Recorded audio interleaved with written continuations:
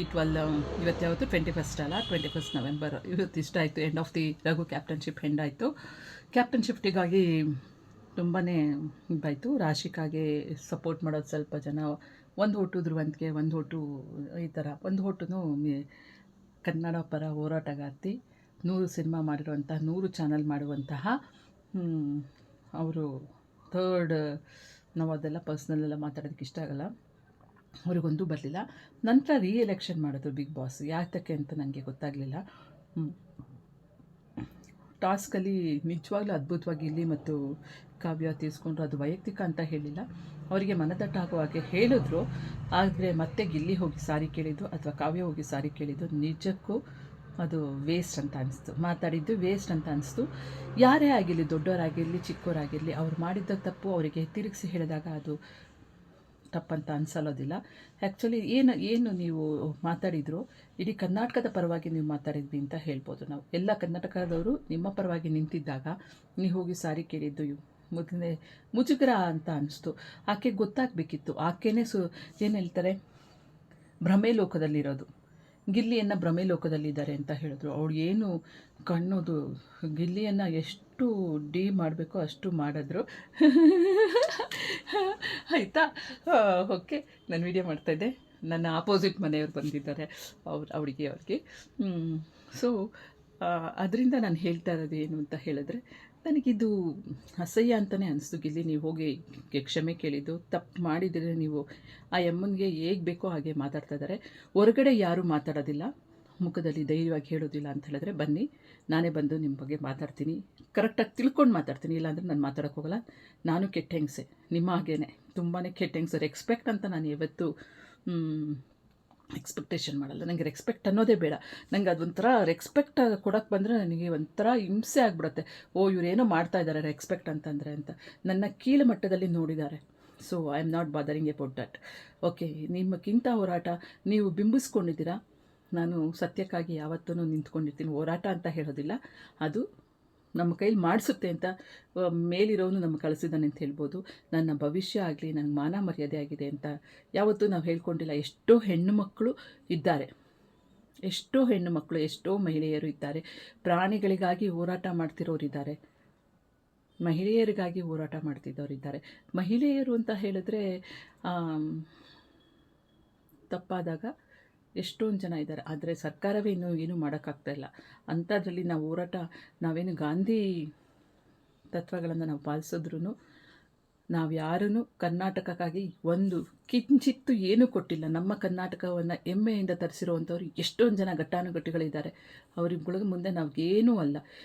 ಸಂಭವ ಕೆಟ್ಟದಾದ ಸಂಬಂಧ ಇದ್ದಂತಹ ಸಂದರ್ಭದಲ್ಲಿ ನಮ್ಮನ್ನು ಎಚ್ಚೆತ್ತಿಸಿ ಅದನ್ನು ಹೋರಾಟ ಮಾಡಿ ಇವತ್ತು ನಮಗೆ ಈ ರೀತಿಯಾಗಿ ನಾವು ಇದ್ದೀವಿ ಅಂದರೆ ಎಷ್ಟೊಂದು ಜನ ಇದ್ದಾರೆ. ನಮ್ಮ ಈ ಸ್ವಾತಂತ್ರ್ಯ, ಎಲ್ಲರೂ ಬಂದು ಕೇಳಿ ನೋಡಿ, ಎಲ್ಲರೂ ಹೇಳ್ತಾರೆ ಸ್ವಾತಂತ್ರ್ಯ ಹೋರಾಟಗಾರರು ಇವತ್ತು ಇದ್ದಾರೆ. ಯಾವುದಕ್ಕೋತ್ರ ನಾನು ಹೋರಾಟಗಾರ್ತಿ, ಖಂಡಿತವಾಗ್ಲೂ ಹೋರಾಟಗಾರ್ತಿ ಆಗಿ ಯಾರು ಬೇಡನಲ್ಲ, ಖಂಡಿತವಾಗ್ಲೂ ಮಾಡಿ. ಆದರೆ ನೀವು ಮಾತಾಡಿದ್ದು ಹೊರಗಡೆ ಯಾರೂ ಹೇಳೋದಿಲ್ಲ. ಒಬೀಡಿಯನ್ ಸ್ಟೂಡೆಂಟು, ರೆಸ್ಪೆಕ್ಟ್ ಅಂತಲ್ಲ. ನೀವು ಬಂದಿರೋದು ಆಟ ಆಡೋಕ್ಕೆ, ಆಟ ಆಡಿ, ಬೇಡ ಅಂತ ಹೇಳಲ್ಲ. ನಾವು ಯಾವುದೇ ವೈಯಕ್ತಿಕ ದ್ವೇಷಗಳು ಸಹಿತ ನಿಮ್ಮ ಮೇಲಿಲ್ಲ. ನೀವು ಯಾರು ಅನ್ನೋದು ನಮ್ಗೆ ಗೊತ್ತಿಲ್ಲ.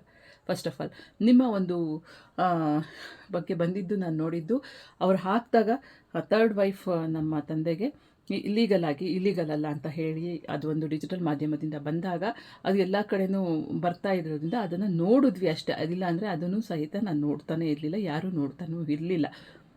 ನೀವು 5,000 ಏನೋ ವಾಚ್ ಇದೆ, ಎಷ್ಟೋ ಸೀರೆಗಳು ಏನೇನೋ ಇದೆ ಅಂತ ಹೇಳಿದ್ರಿ. ಆಮೇಲೆ ಲೇಬರ್ ಶೆಡ್ಸ್ ಎಲ್ಲ ತೋರಿಸಿದ್ರಿ, ಅದೆಲ್ಲ ಮಾಡಿದ್ರಿ. ನಾನೇನು ಸಂಪಾದನೆ ಮಾಡಿಲ್ಲ, ನನ್ನ ತಂದೆ ಸಂಪಾದನೆ ಮಾಡಿದ್ದು. ನಮ್ಗೆ ಅದೆಲ್ಲ ಬೇಕಾಗಿಲ್ಲ ಇವರೇ. ನೀವೇನೋ ವೈಯಕ್ತಿಕ ವಿಷಯ ನಮಗೇನೂ ಬೇಕಾಗಿಲ್ಲ, ಆಯಿತಾ? ನೀವು ಹೇಗೆ ಮಾನ ಮರ್ಯಾದೆ ಬೇಕು, ನಿಮ್ಮ ಭವಿಷ್ಯ ಮುಖ್ಯ ಅಂದರೆ ಎಲ್ಲರಿಗೂ ಹಾಗೇನೆ ಅಲ್ವಾ? BB12 ಬರ್ತೀರಾ, ಹೊಟ್ಟೋಗ್ತೀರಾ, ನಾವು ಮರ್ತೋಗ್ಬಿಡ್ತೀವಿ. ಎಷ್ಟು ಜನನ ಜ್ಞಾಪನ ಇಟ್ಕೊಂಡಿದ್ದೀವಿ? ಶ್ರುತಿ ಮೇಡಮ್, ವಿಜಯ ರಾಘವೇಂದ್ರ, ಪ್ರಿಯಾ, ಕುರಿ ಪ್ರತಾಪ್, ಇವರು ಯಾರಪ್ಪ, ಅನುಶ್ರೀ, ಇವರೆಲ್ಲ ಎಷ್ಟೊಂದು, ಯೋಗೇಶ್, ಫಿಲಮ್ ಆ್ಯಕ್ಟರ್ ಯೋಗೇಶ್ ಬಂದೋದು, ಸುಜನ್ ಲೋಕೇಶ್ ಬಂದೋದ್ರು, ಅರುಣ್ ಪ್ರಥಮ್, ಎಷ್ಟು ಜನ ಬಂದೋಗಿಲ್ಲ. ಜೈ ಜಗದೀಶ್ ಅವರು ಎಷ್ಟು ಕೀಳರಾಮೆಯಾಗಿ ತೋರಿಸಿದ್ರು. ರ್ಯಾಪಿಡ್ ಲಕ್ಷ್ಮಿ, ನಾನು ಹೇಳಲೇಬೇಕಾಗಿತ್ತು. ಅಲ್ಲಿ ಒಂದು ನಯನ ಅಂತನೋ ಯಾರೋ ಗೊತ್ತಿಲ್ಲ ನನಗೆ, ಪೇಟೆಗೆ ಬಂದ ಹಳ್ಳಿಗೆ ಯಾವುದೋ ಒಂದು ರಿಯಾಲಿಟಿ ಶೋನಲ್ಲಿ ಬಂದಂತಹ ಹೆಣ್ಣು ಮಗಳು, ಅವ್ರನ್ನ ಯಾವ ಕಚ್ಚಡ ತೊಟ್ಟೆಯಿಂದ ಎದ್ದು ಬಂದಿದ್ದಾಳು ಅವಳು ಬಾಯಿ ಎಷ್ಟು ಕಚ್ಚಡಾಗಿ ಮಾತಾಡಿದ್ದಾರೆ. ಅದೇನಾದರೂ ಇದ್ದರೆ ನೋಡ್ಕೊಳ್ಳಿ ನೀವು ಆ ಎಪಿಸೋಡು. ಟುಡೇ ಅವ್ರು ಮೊದಲಿಂದನೂ ಒಳ್ಳೆಯ ಪ್ರತಿಭೆ ಇರುವಂತಹ ಒಂದು ಹೆಣ್ಣು ಮಗು. ಆಕೆ ಹೇಳಬೇಕು ಅಂತಂತಂದರೆ she is giving so much to the society.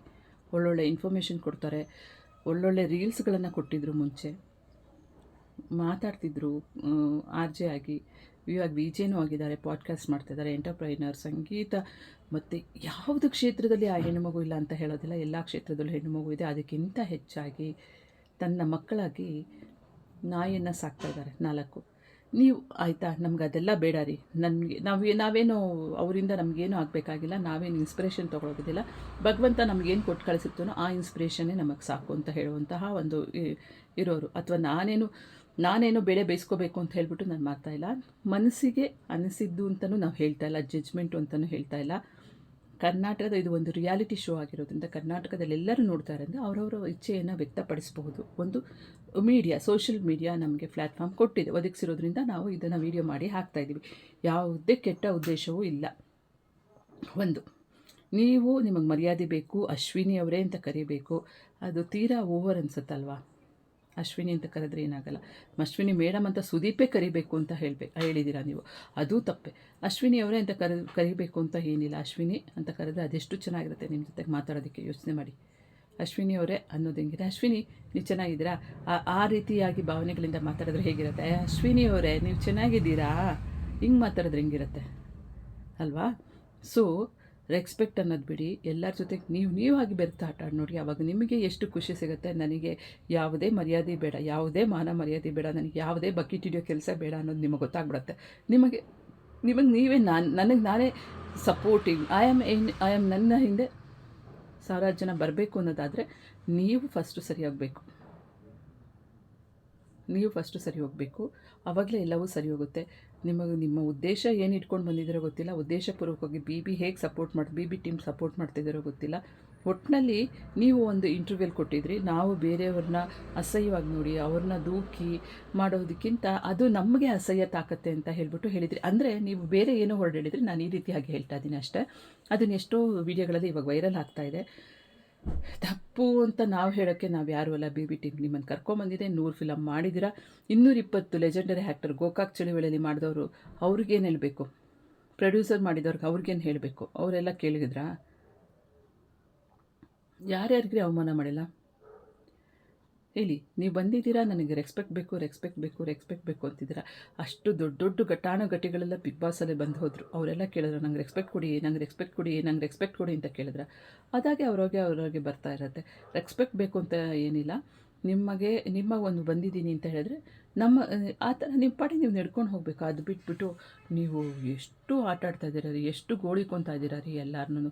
ನಿಜಕ್ಕೂ ಗೊತ್ತಾಗ್ತಾ ಇಲ್ಲ, ಇದು ಸ್ಕ್ರಿಪ್ಟೋ ಅಥವಾ ಬಿ ಟೀಮ್ ಅವರೇ ಹೇಳ್ಕೊಟ್ಟು ಮಾಡಿಸ್ತಾ ಇದ್ದಾರೋ, ಇಲ್ಲ ನೀವು ಪರ್ಸ್ನಲ್ ಆಗೇ ಈ ಥರ ಆಡ್ತಾಯಿದ್ರು. ರಿಯಲಿ ಡಸನ್ನು. ಬಟ್ ಇವತ್ತಂತೂ ಎಪಿಸೋಡ್ ಹೇಳಬೇಕು ಅಂತ ಹೇಳಿದ್ರೆ ಎಲ್ಲರ ಮನೇಲೂ ಟಿ ವಿ ಆನ್ ಇತ್ತು ಅಂತ ಹೇಳ್ಬೋದು. ಎಲ್ಲರೂ ಕ್ಲ್ಯಾಪ್ ಹೊಡ್ಕೊಂಡು ಎಂಜಾಯ್ ಮಾಡಿದ್ರು, ಗಿಲ್ಲಿ ಮತ್ತು ಕಾವ್ಯದು ಹೇಳಬೇಕು ಅಂತಂದರೆ. ಇನ್ನೊಂದು ಕಣ್ಣಲ್ಲಿ ನಿಜವಾಗ್ಲೂ ಒಂಥರ ಬೇಸರ ಮೂಡಿಸ್ತು. ಐ ವೈಟ್, ಆ ಒಂದು ಸ್ಮಾಲ್ ಸೆಕೆಂಡಿಗೆ ಐ ವೆಟ್ ಆಯಿತು. ಕಾರಣ ರಕ್ಷಿತಾ ಅವಳು ಪಾಪ ಹಿಂಗೆ ಅವಳು ಪುಳ್ಳಿ ಬೇರೆ ಹೋಗಿ ಮಾತಾಡ್ಸೋಕೋದ್ರೆ ಏನು ಇಗ್ನೋರ್ ಮಾಡಿದ್ದೇನೋ ಅವಳನ್ನ, ಚಪ್ಪಲಿ ಬಿಡೋ ಜಾಗದಲ್ಲಿ ಬಿಟ್ಟರು ಅವ್ರನ್ನ. ಬೇಕಾದರೆ ರಕ್ಷಿತಾ ಬೇಕಾಗಿತ್ತು ಸಪೋರ್ಟ್ಗೆ ಮಾತಾಡೋದಕ್ಕೆ ಹೇಳಿಬಿಟ್ಟು, ಆಮೇಲೆ ಮಾತಾಡೋಕ್ಕೋದ್ರೆ ತುಂಬ ಕೆಟ್ಟದಾಗಿ ಅವಳನ್ನ ಬಿಹೇವ್ ಮಾಡಿಸ್ಕೊಂಡ್ರು ಅಶ್ವಿನಿ ಅವರು. ನೀವು ಮಾಡಿದ್ದು ತಪ್ಪು ಅಶ್ವಿನಿ, ಬೇಕಾದಾಗ ನಂಗೆ ರಕ್ಷಿತಾ ಸಪೋರ್ಟ್ ಕೊಡ್ತಾಳೆ ಅಂತ ಹೇಳ್ಬಿಟ್ಟು ತೊಗೊಂಬಿಟ್ಟು ಆಮೇಲೆ ಆಕೆಯನ್ನು ತೂಕಿದ್ದು ತುಂಬಾ ತಪ್ಪು. ಗಿಲ್ಲಿ ನೀವು ನಿಜವಾಗ್ಲೂ ಬಂದು ಕೇಳಿದ್ದು ನಾಟ್ ಗುಡ್. ನೀವೇನೋ ಅಂದ್ಕೊಂಡಿದ್ದೆ, ಏನೋ ಆಗಿಬಿಟ್ರಿ ನೀವು. ಯಾವತ್ತೂ ಎದುರಬಾರ್ದು ರೀ. ಸಿನಿಮಾ ಇಂಡಸ್ಟ್ರಿ ಯಾವತ್ತೂ ಕೈ ಬಿಡೋಲ್ಲ ಒಳ್ಳೆಯವ್ರನ್ನ. ನೀವೇನು ಕೊಡ್ತೀರಾ ಅದು ಜನಗಳಿಗೆ ಎಷ್ಟು ರೀಚ್ ಆಗುತ್ತೆ ಅಷ್ಟು ಸಿನಿಮಾ ಇಂಡಸ್ಟ್ರಿ ನಿಮ್ಮನ್ನು ಇಟ್ಕೊಂಡಿರುತ್ತೆ. ನೀವು ಬಳಸ್ಕೊಳ್ತಾ ಹೋಗಬೇಕು. ರಕ್ಷಿತನ ತುಡಿತಾ ಇರೋದು ತುಂಬಾ ತಪ್ಪು ಅಂತ ಹೇಳ್ಬೋದು. ಯಾಕೆ ನೀವು ಬಿ ಟೀಮ್ ಅವರು ಈ ರೀತಿಯಾಗಿ ಮಾಡ್ತಾಯಿದ್ದೀರಾ ಅಂತ ನಂಗೊಂದು ಗೊತ್ತಾಗ್ತಿಲ್ಲ. ಅಶ್ವಿನಿ ಗೌಡ ಹಾಗೆ ಅವರಿಂದ ಅವರೇನಾದ್ರು ಪ್ರೊಡ್ಯೂಸರಾ? ನಮಗೊಂದು ಗೊತ್ತಾಗ್ತಾ ಇಲ್ಲ. ನಿಜಕ್ಕೂ ಇದೊಂದು ನನಗೆ ರೆಸ್ಪೆಕ್ಟ್ ಬೇಕು, ಅಶ್ವಿನಿ ಅವರೇ ಅಂತಲೇ ಕರಿಬೇಕು, ನನಗೆ ಆ ಥರನೇ ಮಾಡಬೇಕು, ನನಗೆ ಈ ಥರನೇ ಮಾಡಬೇಕು. ಅವನು ಭ್ರಮೇಲಿದ್ದಾನೆ, ಆ ಭ್ರಮೆ ಇಳಿಸ್ಬೇಕು. ನಿಮ್ಮ ಭ್ರಮೆಯನ್ನು ಫಸ್ಟು ನೀವು ಇಳಿಸ್ಕೊಳ್ಳಿ, ಆಮೇಲೆ ಮಾತಾಡಿ ಬೇರೆಯವರು. ಹೊರಗಡೆ ಬಂದಮೇಲೆ ಯಾರ್ಯಾರು ಜನಗಳ ಜೊತೆಗೆ ನೀವು ಮಾತಾಡಬೇಕು, ಏನೇನು ಮಾತಾಡಬೇಕು ಅಂತ ಒಂದು ರೌಂಡ್ ಸುಮ್ಮನೆ ಎಲ್ಲ ಕಡೆಯೂ ನಾರ್ಮಲಾಗಿ ಓಡಾಡ್ಕೊಂಡು ಬನ್ನಿ. ನ್ಯಾನೋ ಕಾರಲ್ಲಿ ಓಡಾಡ್ತೀನಿ ಅಂತ ಹೇಳಿದ್ರೆ BMW ಇದ್ದರೂ ನಾನು ಓಡಾಡೋದೇ ನ್ಯಾನೋ ಕಾರಲ್ಲಿ ಅಂತ ಹೇಳಿದಿರಲ್ಲ, ಅದೇ ನ್ಯಾನೋ ಕಾರ್ ತೊಗೊಂಡು ಒಂದು ರೌಂಡ್ ಹಾಕ್ಬಿಟ್ಟು ಬನ್ನಿ. ಮಹಾಪರ್ವ ಅದು, ಪರ್ವತದಿಂದ ಕೆಳಗಿಳಿರಿ, ಅವಾಗೆಲ್ಲ ಗೊತ್ತಾಗತ್ತೆ. ಈ ಥರ ಮಾಡಿದ್ದು ತಪ್ಪು ತಪ್ಪು ತಪ್ಪು ತಪ್ಪು. ಅಶ್ವಿನಿಯವರೇ, ಇದು ನಾವು ನಮಗನ್ಸಿದ್ದು ನಾವು ಹೇಳ್ತಾ ಇದ್ದೀವಿ. ನಿಮಗೆ ನಿಜ ಅನಿಸಿದ್ರೆ, ನ್ಯಾಯ ಅನಿಸಿದ್ರೆ ನಿಮಗೆ ಸೇರಿದ್ದದು. ನ್ಯಾಯ ಅನ್ಯಾಯಗಳು ನಿಮಗೆ ಗೊತ್ತಿರುತ್ತಲ್ವ.